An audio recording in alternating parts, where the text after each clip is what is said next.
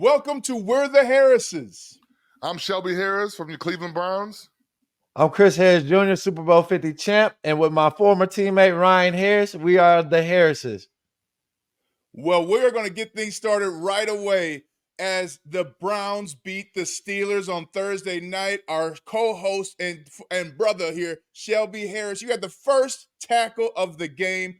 What was it like under the lights in the snow when the Browns beat the Steelers? Man, as a football player, this is what dreams are made of. You know, those snow games, all those elemental games that you get to play as a kid, just outside in the backyard. This is what you look forward to. You know, it was a huge matchup for us, a division rivalry against a team that talks a lot of trash. They always have an issue with the Browns, and even after the game, you know, kind of made a lot of excuses about the snow and everything else. But we had to go in there and play our football, and it was a great game. But you know, a lot of the talk before the game was Myles Garrett, TJ Watt, all this big rivalry stuff, but it seems like Myles went out there and shut it down. We, as a team, we played sound football. We made a couple mistakes, but we were able to stick together. You know, having a quarterback like Jameis who always is preached and stick together, like play for your brother. Even after these mistakes, we were able to stick together and fight for the win at the end of the game. And Cleveland, man, it's always, it's always unpredictable, right? You said it was nice, and then out of nowhere, this blizzard just comes, right? And I remember playing there with the Saints, the same thing. We got there, it was beautiful weather. We woke up in the next morning, it felt like 4 or 5 inches of snow, playing in another snow globe out there. But that wind is crazy out there also, man. So I know it was tough, but when you play a team like the Steelers Thursday night, it's always unpredictable. It's always going to be a dogfight, and it's all about who wants it more, right? I think Myles Garrett had a lot to prove out there. You hear a lot of TJ Watt, with deservingly so because he is a baller.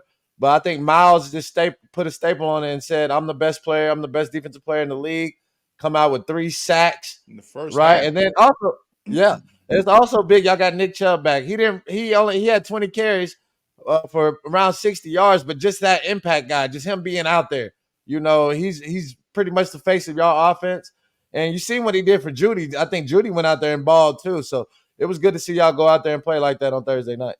Man, I was hooting and hollering, first of all, for you, Shelby. I was like, yeah, get it. Let them know who you are right away. Let them know what they're setting up for. There's few things worse for an offensive line than when they call a run and then it's a tackle for loss on the first play of the game. So that was a tone setter. Yeah.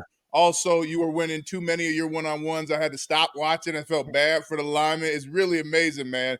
They double team anybody on the other side of you. You're getting there as a defensive tackle. But I also want to talk about the football player, the leader, the quarterback, Mr. Unwavering Belief, Jameis Winston. I got 2 questions, one for each. I'm going to start with you, Chris. When I watch Jameis throw the football, he's throwing footballs that 90% of quarterbacks aren't going to throw in the NFL.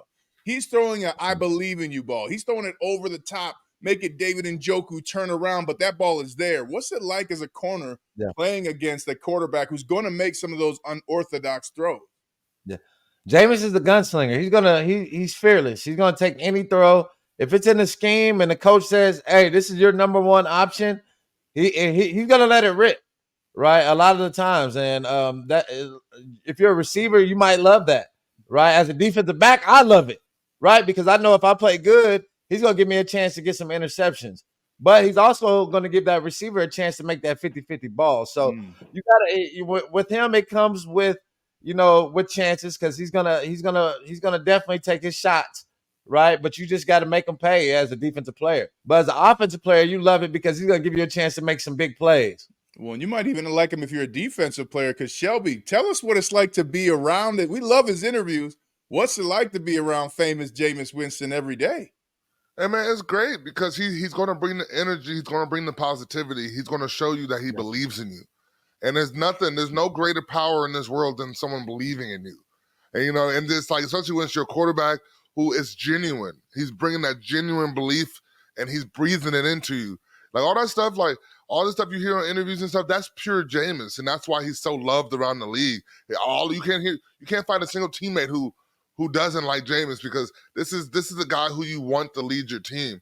And it's you can't be happier for the man, because after everything he's gone through in his career, in Tampa, in New Orleans, just kind of seemed like a afterthought after being the number 1 overall pick. Jameis shows you, yes, he makes his mistakes, but he shows you he has the arm talent. He's up there with anybody when it comes to arm talent. And then also, just like you said, Chris, he's going to give his receivers a chance. And as a receiver, you got to love it, because it has a chance for you to, to break the game open, to have an 80-yard touchdown. He's going to throw it up there for you because he believes in you. And he has more belief in you than he does in the defense. And so having a guy like that on offense who, just think of it like this. Like when that 4th down happened, he had to run it in, and he jumped in. That's Jameis. That's him giving his all. And if your quarterback's out there giving their all, you can't help but go out there and ball and ball and ball nonstop, because that's what he breathes into this team. And so it was just it was a great game just overall, but just really happy for Jameis, just because the world gets to see how good of a person, but how good of a quarterback he really is. Yeah, and let the rest of us make sure we're encouraging others like that at work and giving that belief. That's something that's easy to do, right, guys? I mean, as teammates, hey, I can believe in you, especially if you're down. I wish people saw, when one of your teammates has a tougher game, how much great teams on those great teams, guys are picking each other up. That's what we all have the ability to do. But that's what you need, because when it all comes down to it, like, you can't listen to the outside world, because they're gonna make you feel as awful as possible off of one game. In this new age of betting and this new age of football, everybody's hating on you any chance they get. And so you need a good support system. You need a good team to build you back up, because if you go on any social media, they're going to tell you how crappy you are after a bad game. They're going to say how you ruined their parlay and all that garbage stuff. So that's why when you need good leaders, you need good teammates to breathe life into you, so that when it's time to shine, you're not doubting yourself. Yep. What hurt Jameis was Tom Brady going to Tampa and winning the Super Bowl. Yeah. That's probably his biggest thing that hurt him, right? Because Brady went there with almost, similar guys. You add in a Gronkowski, that's a big add. That is. But pretty much a lot of the same guys, and he went there and turned that team around. So that would probably be the biggest knock on Jameis. But this guy deserves to be in the league. He deserves to have be in the competition to be able to be a starter. And looking going into next year, maybe he'll have that chance. No telling what's going to happen with the Browns and with Deshaun Watson going forward. There's going to be some quarterback openings. There's some nice quarterbacks coming in the draft, but hopefully Jameis gets a chance to at least get in a QB battle somewhere. Hey, send him to Chicago. They might need him in Chicago. Send him to the Jets. Hello. I mean, the Jets are going to need a quarterback. New York Giants. You need you some famous Jameis to at least entertain the Giants fans if they're not going to win. Shelby sitting here like, guys, stop giving away my quarterback. We got you. Please, I need him. My God. But congratulations on a big win. And so who wants to take second down? I mean, I'll take it, man. So obviously, in the beginning of the season, we were all crowning every other quarterback but Bo Nix as Rookie of the Year. Hey, we keep moving forward in the season, and Bo Nix just keeps ascending up the board, man. Like right now, who is your Rookie of the Year, Offensive Rookie of the Year? Because if you compare it with Jaden Daniels, Caleb Williams, Bo Nix right now is the most successful. Are we riding that train, or are we still high on Jaden Daniels?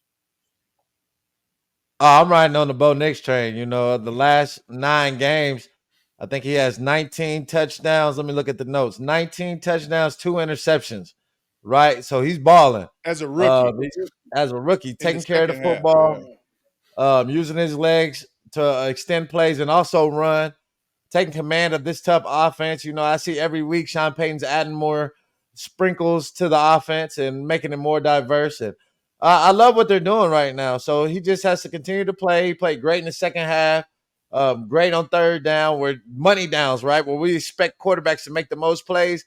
He's been doing that. So right now I got him leapfrogging Jaden Daniels. I got my third. I got Bowers at number 3. So I got Bo Nix, Jaden Daniels, and I got Bowers. Bowers is close because Jaden Daniels is falling off a little bit. So I'm about to put Bowers. If we didn't lock him up last week, because he pretty much got shut down by the Broncos defense, he would have had a chance to leapfrog Daniel. So, but those are my top 3 candidates right there. I loved what Bo Nix did, and more than anything, I think people are missing how much he's processing before the line of scrimmage. He's making quick decisions. He's staying in the pocket more, and guys around him are playing better too. Troy Franklin's catching footballs. You actually have some tight ends working now with Troutman and Kroll. I mean, you need a tight end in an offense if you want to go to the playoffs, period. So some other pieces are coming together, but I really go back to the first game of the year. I remember Bo Nix threw an interception. They said, what happened on that play? He goes, step back and threw it to the other team. Like he understands. The three of us, if we were going to enter any game, we know there's going to be a mistake, but we're always going to have a process to get through it. And Bo Nix has planned for this success. He's gotten better, and off of a great defense now, he's going to have multiple opportunities. But one thing also that people are missing is receivers are starting to get their spacing down. And Chris, I know you know how much that can give away the play, even if they're off by a yard or so. So, yes, Bo Nix is playing in an excellent fashion, using his high processing power to diagnose that defense before the snap. But he's also got players doing the right things around him, and that's really making a case strong for him to be the Rookie of the Year. But Jaden Daniels did have that 40-yard, like, between the triple window throw. I mean, that was kind of nice to McLaurin on the sideline. Man, it's tough. Because Jaden Daniels, obviously, he had a 2-week fall off, but I felt like he's reestablishing himself again. Who knows what the hell is going on in Chicago with Caleb Williams? He's putting up some stats now, but watching that game, and for him to take that sack at the end of the game in overtime, that was a terrible decision. It's just a terrible decision by a quarterback when you could just throw the ball away and live to fight another day. Mm-hmm. But Bo Nix, though, that's who we play this week. We got to go to Denver on Monday night. And Bo Nix, I think the whole offense is just coming together in general. You look at the O-line play, they're protecting him. And, as a rookie quarterback, you need to be protected. That's a big thing. And then the receivers are out there making plays. I think it goes to Bo Nix, too. How often do you see rookies throw up 50-50 balls like that? Mm. He's giving his receivers a chance to go out there. And he's throwing the ball like a vet. He's really going out there, giving receivers a chance to make the play. And then also he's using his legs to buy time and to move a little bit. So it's a whole offensive masterpiece going on right now for the Broncos. They still need to get the running game going a little bit, but man, Bo Nix is looking better than ever. And Sean Payton's over here, cashing his check to the bank because, everyone tried to say that Bo Nix was a bad decision back then, but he's showing everybody that he might be the best rookie quarterback in this class. So, I got to say right now, offensive rookie of the year. Also, you can't forget about Brock Bowers. Brock Bowers is killing it right now. He's on his way to setting records, but this is what was known of him. But coming out of the draft, but you didn't know if it was going to be a Kyle Pitts situation. So even with the QB uncertainty in Oakland, being in Vegas, Brock Bowers is still putting up crazy numbers right now. So you got to imagine if he had a more legit quarterback, what would his season really be? But right now, at this moment, you got to say Bo Nix is the favorite. Yeah.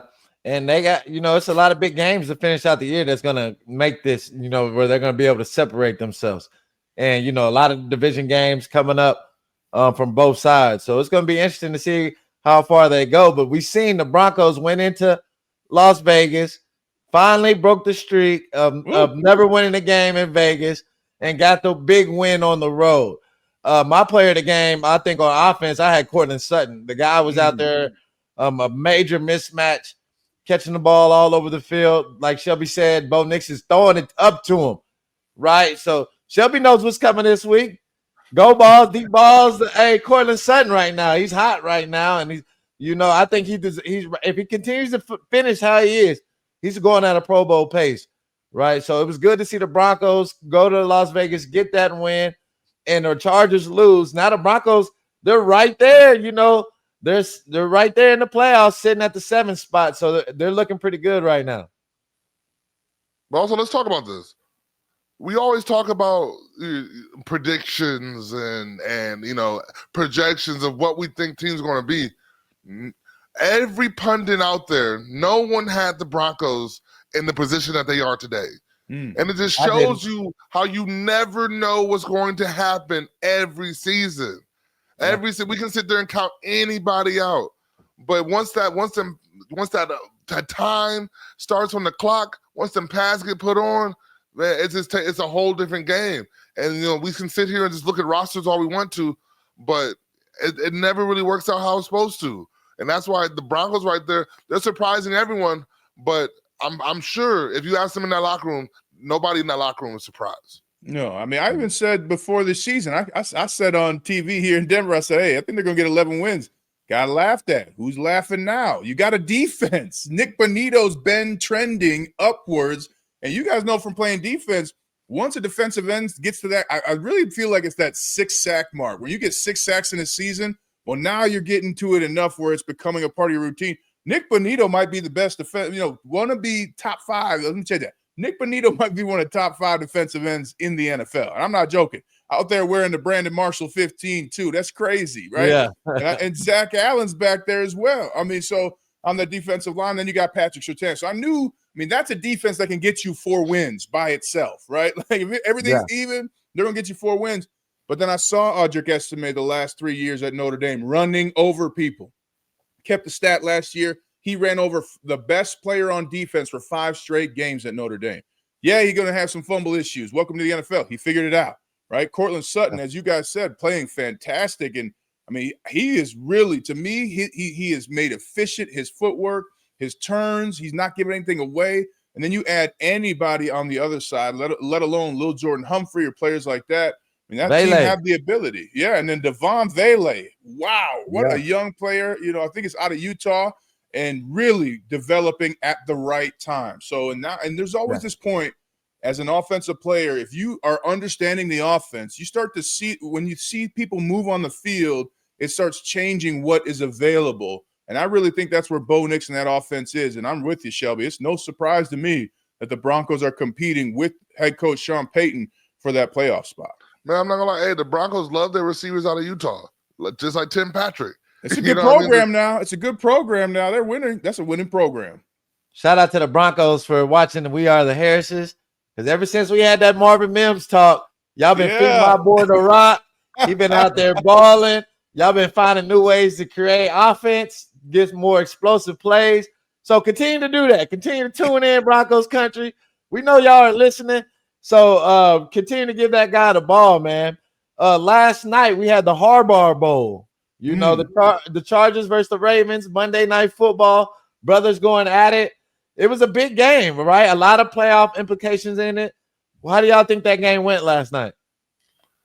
Exactly how I expected. To be honest, Lamar's is so dynamic. Lamar's is so dynamic. If you don't play him twice a year, you are going to struggle against Lamar Jackson. And even when you do play him twice a year, you are going to struggle against Lamar Jackson. He's a dog. And then I'm just saying, adding Derrick Henry into the mix and then really getting him going. If you don't play that offense a lot, it's tough because you don't understand the reads. But it's, here's the biggest thing. The Ravens are playing tough-nosed football, and so the Chargers. It was a matter of stopping the run game. And then I think the biggest thing for the Chargers is when J.K. Dobbins got hurt, they kind of abandoned the run game. Mm-hmm. And so that was the biggest thing because they were doing just fine when they had J.K. Dobbins. Moving the ball downfield, J.K. Dobbins was making stuff shake. But then once he got hurt, you really didn't want to depend on anyone else. And so you just started throwing the ball up.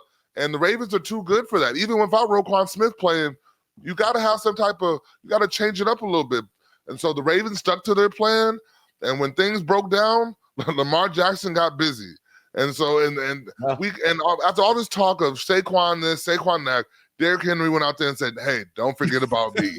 Give me my crown. Exactly. Don't forget about me. I'm still a dog. So, man, it's just it was a complete game from the Ravens. And the Chargers, they got to go and figure out what their identity is right now. They got to figure out what they're going to do with J.K. Dobbins out. No one really will find out what the injury really is. But you can't just abandon the run game like that once your running back gets hurt. So, I think this loss hurts the Chargers a lot more because they kind of lost a little bit of the identity in the game, and it kind of got exposed. And so the Ravens did their job out there.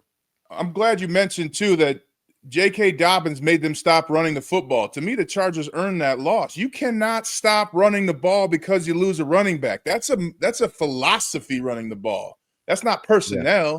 You don't have run the ball personnel. You have a running the ball philosophy, and that's where I really think the Chargers came up short. Big plays, man. This is why this game changed. Big plays, right? They play solid defense early, but they let Bateman get behind them, right? Those type of plays change the momentum of games, right? When you can hit them, when you can get them over the top. Then you start letting Henry get going. Now we got stiff arms coming everywhere, right? Who wants one? You want one. Everybody wants one, right? And that's what it looked like, man. And so when I want Herbert to get over these humps and win these big games. Right. It's just like he's right there always to be in that elite quarterback conversation, which he is elite, right? But he's not in that Mahomes, Lamar Jackson's phase yet where he can consistently beat those guys at a normal rate. He's not there yet. So I want him to get over that hump.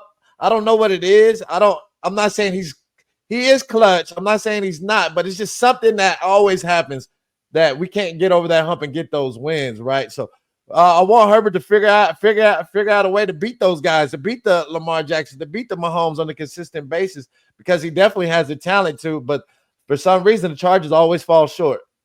Well, I just want to say too, you mentioned it at that quarterback position. I love Justin Herbert playing well. I don't think anybody's throwing the ball better than Lamar Jackson right now. His deep ball is coming down off of a cliff. It's impossible for a corner to get it. He's making the intermediate throws. He's dotting tight ends. I mean, Isaiah Likely's is likely to go to the Pro Bowl, right? I mean, that's how good he's throwing him the ball. I think it's tough to beat Lamar right now in the way he's playing. Yeah. Yeah, I mean, it's tough, man. MVP is pretty much up for grabs right now. I wouldn't say it's a clear cut.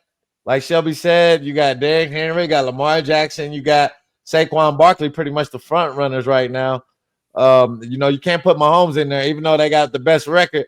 He's not the best right now, stat wise. So we still got a long ways to go for these awards. I think all the awards are up for grabs. I would like to get Pat Surtain mentioned in with the Defensive Player of the Year, because the kid's he's almost given up less than 150 yards this whole season, right? As a corner, that's ridiculous, right? That's ridiculous. So hopefully he gets in that mention. But it's a long ways to go for these awards. They're all up for grabs. Isn't it crazy, though? There were some pundits in Denver who said that was a bad pick. Yeah.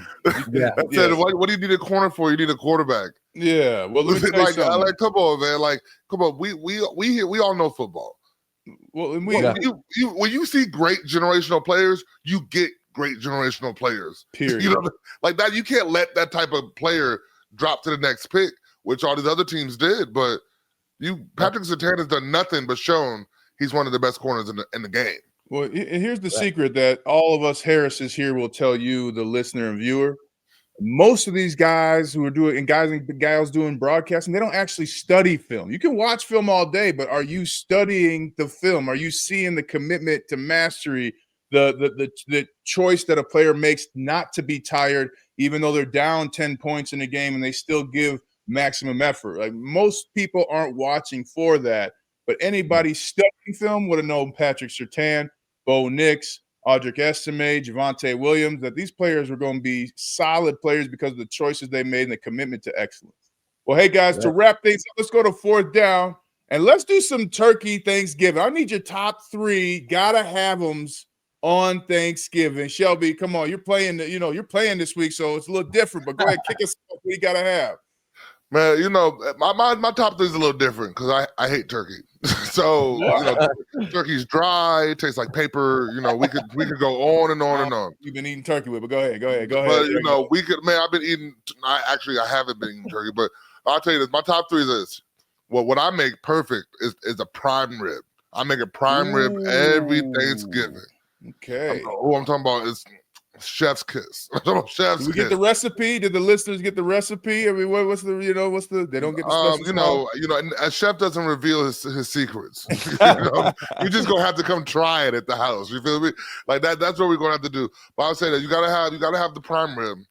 You gotta have a mac and cheese, and then my random thing that I actually love that I tried at one of my friends' Thanksgiving one year in high school when I was at home alone and I got one of my friends came and took me to theirs, green bean casserole. Oh yeah. I actually love me a good green bean casserole, and I'm the only one in my house that really eats it. My wife makes it for me every year because it's one of my favorites. I don't know why. It's the green beans, how soft they end up being, but then also with the crunchy French onions on top of it. You cannot beat it. I'm going with the mac and cheese. You gotta have the mac and cheese right. If the mac and cheese is wrong, you ruin my day. I'm gonna go with the smoke. My wife smokes the turkey. Smoked turkey. That's the real deal, man. You gotta let it sit in there for almost a day. It feels like they cook it forever, right? And then I'm gonna go with dessert, man. I gotta have the pecan pie, peach cobbler, all on deck. You gotta have the desserts right. A little splash of ice cream on the side, right there, just to end the day right. You gotta have that dessert. I'm starting with number 3, green bean casserole.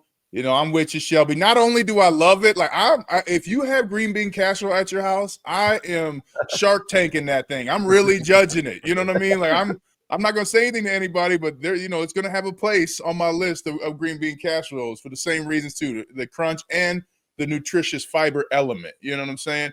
Number 2, I'm going with the turkey. I've been in a Thanksgiving where the turkey doesn't happen. If that happens at your Thanksgiving, be kind. That person is having a meltdown. But number 1, I'm going like you, Chris. I mean, we all must be Harris.